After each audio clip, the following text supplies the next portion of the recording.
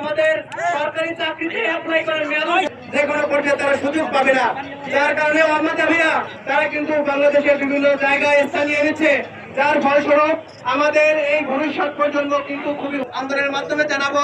এছাড়াও আমাদের আরো 3টি দাবি আছে, আমরা 1 ঘন্টা পর্যন্ত এখানে অবস্থান কর্তব্য ধারাবাহিকভাবে চলবে ইনশাআল্লাহ। এই যে একবার যে জারি করা হয়েছে ভাই, এটা তো বুঝে শুনেই করা হয়েছে নাকি?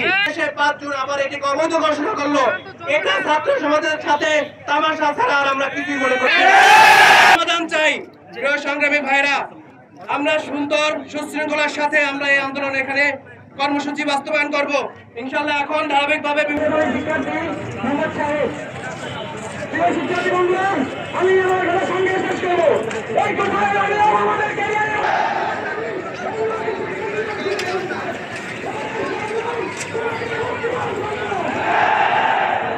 পরীক্ষা বর্ধনের অধ্যক্ষ মহোদয়ের কাছে অনুমতি প্রদান করলাম।